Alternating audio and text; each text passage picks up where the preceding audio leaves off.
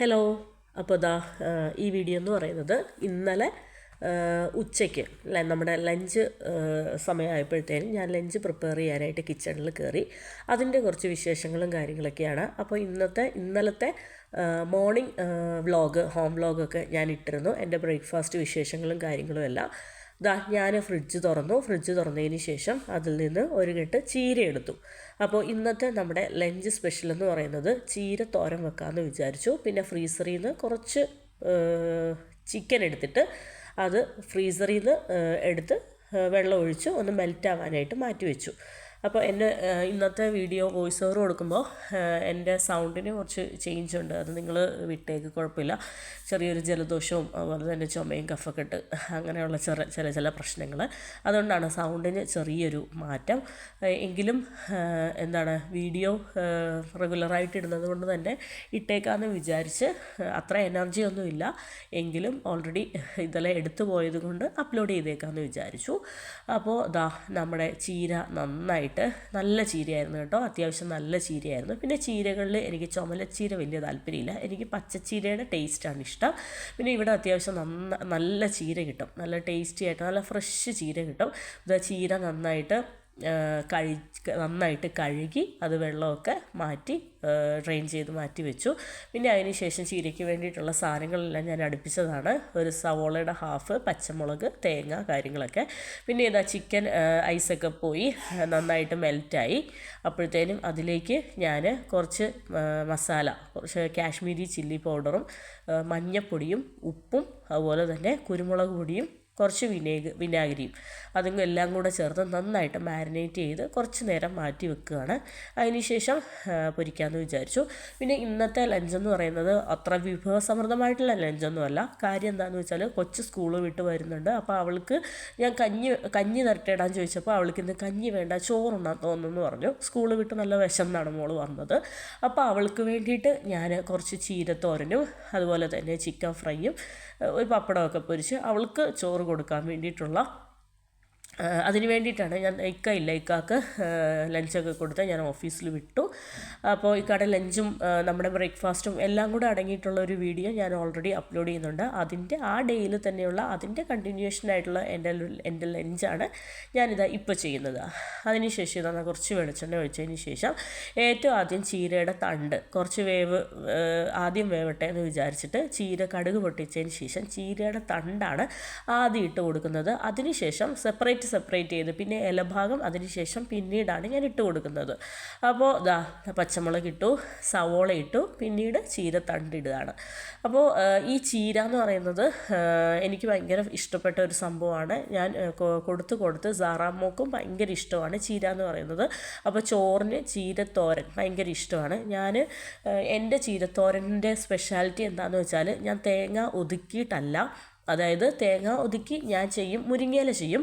പിന്നെ ചീരത്തോരനും ഇടയ്ക്ക് തേങ്ങ ഒക്കെ ഒതുക്കി ചെയ്യാറുണ്ട്. എങ്കിലും കൂടുതലായിട്ട് എനിക്കിഷ്ടപ്പെടുന്ന ടേസ്റ്റ് എന്ന് പറയുന്നത് അതായത് ചീരയിലയൊക്കെ വെന്തതിന് ശേഷം ഏറ്റവും ലാസ്റ്റ് ഒരു പിടി പച്ച തേങ്ങ ഇടുകയാണ്. അതിനുശേഷം വീണ്ടും എന്ത് ചെയ്യും, തട്ടിപ്പൊത്തി അടച്ചു വെക്കും. അപ്പോൾ ആ ഒരു ചീരത്തോരൻ ഒരു പ്രത്യേക ടേസ്റ്റാണ്. അപ്പം അങ്ങനെയാണ്, സാറായിക്കും അതാണ് ഇഷ്ടം. ഇങ്ങനെ അതാകുമ്പോൾ പണിയും കുറച്ച് കുറവുണ്ട്, പക്ഷേ അതിൻ്റെ ടേസ്റ്റാണ് ഞങ്ങൾക്ക് ഇഷ്ടവും. അപ്പോൾ എൻ്റെ ചീരയുടെ പ്രിപ്പറേഷനും കാര്യങ്ങളൊക്കെ നടന്നുകൊണ്ടിരിക്കുകയാണ്. അപ്പോൾ ചീരത്തണ്ട് കുറച്ച് നേരം ഇട്ട് കൊടുത്ത് അത് ആവശ്യത്തിന് വേവായി എന്ന് കണ്ടപ്പോഴത്തേനും പിന്നീടാണ് നമ്മൾ അരിഞ്ഞ് വെച്ചിരിക്കുന്ന ഇലയും വറ്റൽമുളകും ചേർത്ത് ഉപ്പ് ചേർത്തു. ഇനി ബാക്കി ഉപ്പ് പോരായെങ്കിൽ ബാക്കി ഉപ്പും കൂടെ ചേർത്തതിന് ശേഷം നന്നായിട്ട് ഇളക്കി അടച്ച് വെച്ച് വേവിക്കാം. അപ്പോൾ അതിൽ നിന്ന് ആവശ്യത്തിന് വെള്ളമൊക്കെ ഇറങ്ങുമായിരിക്കും. അപ്പോൾ അതൊക്കെ ശേഷം ഏറ്റവും ലാസ്റ്റാണ് നമ്മൾ ഒരു പിടി തേങ്ങ ഇട്ട് വീണ്ടും അടച്ച് വെച്ച് വേവിക്കുന്നത്. അപ്പോൾ നമ്മൾ കഴിഞ്ഞ ദിവസം ഗ്രോസറി പർച്ചേസ് ചെയ്തപ്പോഴത്തേനും വെജിറ്റബിൾസ് എടുത്തപ്പോഴത്തേനും ബാക്കിയുള്ള ക്യാരറ്റ്, ബീൻസ്, ബീട്രൂട്ട് അങ്ങനെയുള്ള വെജീസൊക്കെ ഇരുന്നോളും. എന്നാലും നമ്മൾ വെജിറ്റബിൾ പർച്ചേസ് കഴിയുമ്പോൾ നമ്മൾ നെക്സ്റ്റ് ഡേയിൽ തന്നെ നമ്മൾ എടുക്കുന്ന വെജിറ്റബിൾ എന്ന് പറയുന്നത് ചീരയോ മുരിങ്ങയിലയൊക്കെ ആയിരിക്കും. കാര്യം എന്താണെന്ന് വെച്ചാൽ ഈ ഇലവർഗ്ഗങ്ങൾ ഫ്രിഡ്ജിലിരിക്കുമ്പോഴത്തേനെ അത് അതിൻ്റെ ഫ്രഷ്നെസ് പോയിട്ട് ചീത്തയാവും. അതുകൊണ്ട് തന്നെ ഞാൻ ഫ്രിഡ്ജ് നോക്കിയപ്പോഴത്തേനും ഇന്ന് ചീര കണ്ടു, അപ്പോൾ ചീര എടുത്തേക്കാമെന്ന് വിചാരിച്ചു. അപ്പോൾ മാറി മാറിയാണ്. ഇപ്പം ചീരയുള്ള ആഴ്ചകളിൽ മുരിങ്ങയില എടുക്കില്ല, മുരിങ്ങയിലുള്ള ആഴ്ചകളിൽ ചീര എടുക്കില്ല, അങ്ങനെ. അപ്പോൾ ഒരു കെട്ട് ചീര എടുക്കുകയാണെങ്കിൽ ഏകദേശം 2 നേരത്തേന് ഞങ്ങൾക്ക് കാണും. ഞങ്ങൾ ചോറിൻ്റെ അത്രയും തന്നെ ചോറ് പോലെ തന്നെ വാരി കഴിക്കും ചീരത്തോരനൊക്കെ. കൊച്ചിന് ഞാൻ അങ്ങനെ തന്നെ വാരി കൊടുക്കും. പിന്നെ ഇതാ നമ്മുടെ ചീരയൊക്കെ ഓൾമോസ്റ്റ് സെറ്റായി. അതിന് ശേഷം നമ്മളിതാ പപ്പടം പൊരിക്കുകയാണ്. അപ്പോൾ പപ്പടം പൊരിച്ചതും ഇന്ന് ഒരുപാട് ഓവർ കറികളും കാര്യങ്ങളൊന്നും ഇല്ലാത്തത് കൊണ്ട് തന്നെ പപ്പടം കൂടെ പൊരിച്ചേക്കാമെന്ന് വിചാരിച്ചു. പിന്നെ ചിക്കൻ ഫ്രൈ ഉണ്ടല്ലോ, ചിക്കൻ ഫ്രൈയും ചീരത്തോരനും ഒക്കെ ഉണ്ടെങ്കിൽ സാറാ കുഴപ്പമില്ലാതെ കഴിച്ചോളും. അതുകൊണ്ട് തന്നെ ഇന്നൊരു തട്ടിക്കൂട്ട് ലഞ്ചാണ്. വലിയ ഗ്രേവി ആയിട്ടുള്ള ഒഴിച്ചുകറിയും കാര്യങ്ങളൊന്നും ഞാൻ വെക്കുന്നില്ല. കൊച്ചിന് അങ്ങനത്തെ ശീലങ്ങളൊന്നും ഇല്ല, എനിക്കും അങ്ങനത്തെ ശീലങ്ങളൊന്നും ഇല്ല. പിന്നെ ഒഴിച്ചുകറിയായിട്ട് ഞാനൊരു ചിക്കൻ ഗ്രേവി എടുക്കുന്നുണ്ട്. കാരണം നമ്മുടെ ബ്രേക്ക്ഫാസ്റ്റിൻ്റെ ബാക്കിയിരുന്ന ആ ഒരു ഗ്രേവി എന്ന് പറയുന്നത് ഞാൻ എടുക്കുന്നുണ്ട്. ഇതാ നമ്മുടെ ചീരയൊക്കെ സെറ്റായി, നമ്മുടെ ഇലയും തണ്ടും എല്ലാം സെറ്റായി, നല്ല വെന്തു ആവശ്യത്തിന്. അതിനുശേഷം ഇതാ ഞാൻ ഒരു പിടി പച്ചത്തേങ്ങ ഇങ്ങനെയാണ് ഞാൻ ചേർക്കുന്നത്. നിങ്ങൾ ഒതുക്കി വെക്കുന്നവരാണെങ്കിൽ ഇങ്ങനെയും കൂടെ ഒന്ന് വെച്ച് നോക്കണേ.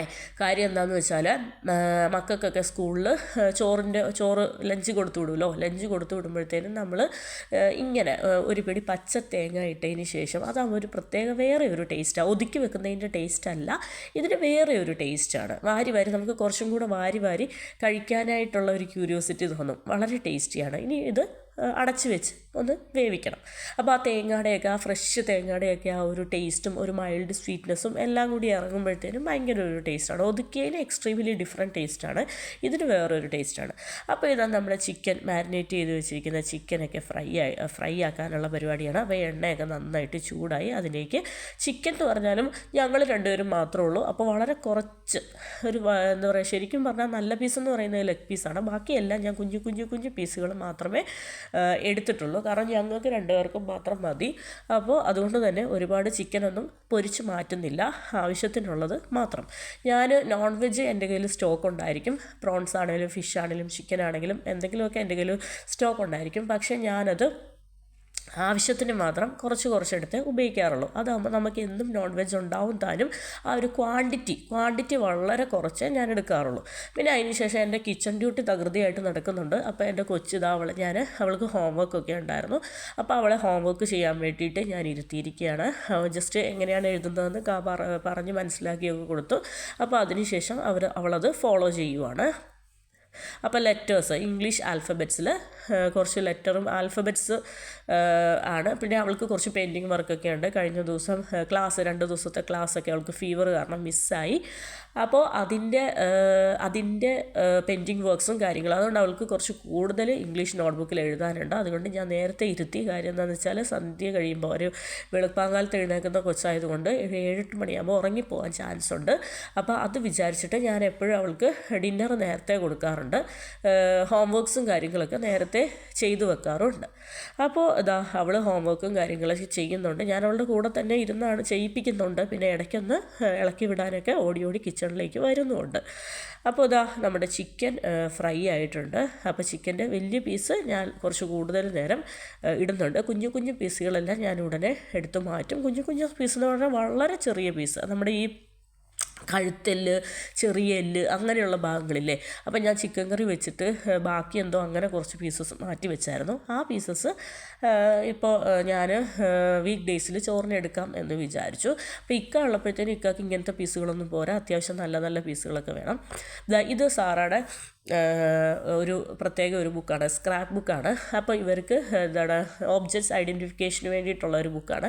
അപ്പോൾ മിസ്സ് വീക്കെൻഡ് ആകുമ്പോഴത്തേനും, അതായത് ഫ്രൈഡേ ഒക്കെ ആകുമ്പോഴത്തേനും 3 ലെറ്റേഴ്സ് അവരെ പഠിപ്പിച്ച് റെഡിയാക്കി വിടും. അപ്പോൾ നമ്മൾ എന്ത് ചെയ്യും, നമ്മൾ പാരൻസ് അത് പ്രിൻ്റ് എടുത്തതിന് ശേഷം ആ ലെറ്ററിൽ സ്റ്റാർട്ട് ചെയ്യുന്ന ഇത്രയും വേർഡ്സ്, 2 അങ്ങനെ ഒരു 10 വേർഡ്സൊക്കെ അത് ഒട്ടിച്ച് റെഡിയാക്കി അവരെ അത് പഠിപ്പിക്കും. അത് പഠിപ്പിച്ച് കഴിയുമ്പോൾ, അതായത് കൂടുതൽ വേർഡ്സ് ഇൻട്രൊഡ്യൂസ് ചെയ്യാനുള്ള ഒരു എക്സസൈസ് പോലെയാണ് അത്.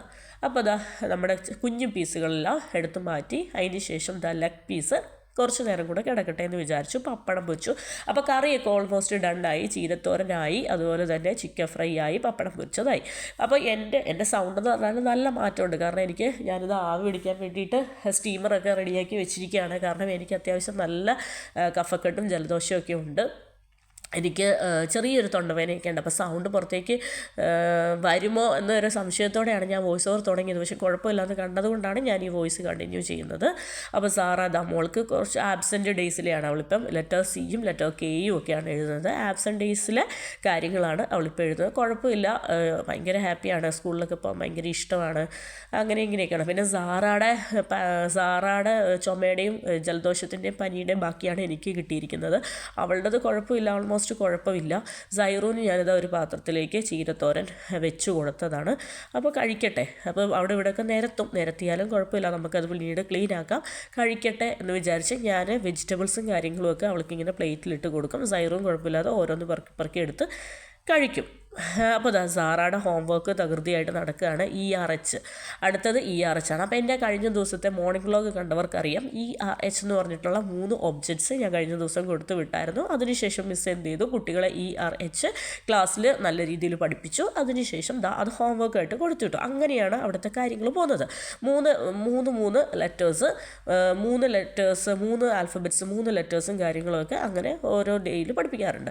അതിനുശേഷം ഇതാ നമ്മുടെ കിച്ചൺ ഡ്യൂട്ടിയൊക്കെ കഴിഞ്ഞ് ശേഷം നമ്മുടെ ലഞ്ച്, ഞാനിന്ന് കുറച്ച് ചോറും കറിയൊക്കെ കഴിച്ചായിരുന്നു കേട്ടോ. നല്ല ചീരത്തോരനും നല്ല ചിക്കൻ ഫ്രൈ ഒക്കെ കണ്ടപ്പോൾ എനിക്കും കഴിക്കാൻ തോന്നി. അപ്പോൾ സാറായ്ക്ക് ഞാൻ ലഞ്ച് കൊടുക്കുന്നുണ്ട്. ഇത് ഞാൻ എനിക്ക് വേണ്ടിയിട്ട്, ഞങ്ങൾക്ക് വേണ്ടിയിട്ടുള്ള ഫുഡും കാര്യങ്ങളും എല്ലാം ടേബിളിലേക്ക് സെർവ് ചെയ്തതാണ്. അപ്പോൾ കറിയായിട്ട് എന്തൊക്കെയാണ്, ചമ്മന്തിപ്പൊടിയുണ്ട്, കുറച്ച് ചിക്കൻ കറിയുണ്ട്, പപ്പടം പൊരിച്ചതുണ്ട്, അതുപോലെ തന്നെ ചീരത്തോരനുണ്ട്. അങ്ങനെ അപ്പോൾ ഇതെനിക്ക് കഴിക്കാനുള്ള ചോറാണ്. ഞാൻ കുറച്ച് ചോറ് വിളമ്പി പിന്നെ ഒരു ഷോട്ടിന് വേണ്ടിയിട്ടാണ് ചിക്കൻ്റെ പീസുകൾ മുഴുവൻ എൻ്റെ പ്ലേറ്റിൽ വെച്ചിരിക്കുന്നത്. ഞങ്ങൾ ഷെയർ ചെയ്താണ് കഴിക്കുന്നത്. പിന്നെ സാറായ്ക്കാണെങ്കിലും ചിക്കനൊക്കെ ഞാൻ അധികം ഒന്നും കൊടുക്കാറില്ല. എത്ര റെഡിയാക്കിയാലും ഒരു ചെറിയ പീസ് കൊണ്ട് ഞാൻ ആ ഫുള്ള് ചോറ് കഴിപ്പിക്കും. അങ്ങനെയാണ്. സാറാക്ക് ഞാൻ അധികം ചിക്കനൊന്നും കൊടുത്ത് പ്രോത്സാഹിപ്പിക്കാറില്ല. അപ്പോൾ ഒരു ചെറിയ പീസ് ഉണ്ടെങ്കിൽ അവൾക്കത് യൂസ്ഡാണ്, അവൾക്കത് ശീലമാണ്. രണ്ടാമത് ഞാൻ കൊടുക്കത്തില്ല എന്നവൾക്ക് അറിയാം. അപ്പോൾ അതുകൊണ്ട് അങ്ങനെയാണ്. അപ്പോൾ എനിക്ക് കഴിക്കാനായിട്ട് എനിക്ക് കുറച്ച് ഗ്രേവി വേണമെന്ന് തോന്നി. അതുകൊണ്ട് തന്നെ കുറച്ച് ചിക്കൻ കറിയും ചീരത്തോരനും ചിക്കൻ ഫ്രൈയും അതുപോലെ തന്നെ ചമ്മന്തിപ്പൊടിയും പപ്പടവും എല്ലാം എടുത്തു.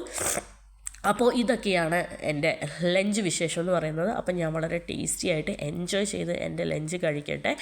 അപ്പോൾ നിങ്ങൾക്കെല്ലാവർക്കും എൻ്റെ ഇന്നത്തെ ലഞ്ച് വ്ളോഗ് ഇഷ്ടപ്പെട്ടു എന്ന് വിചാരിക്കുന്നു.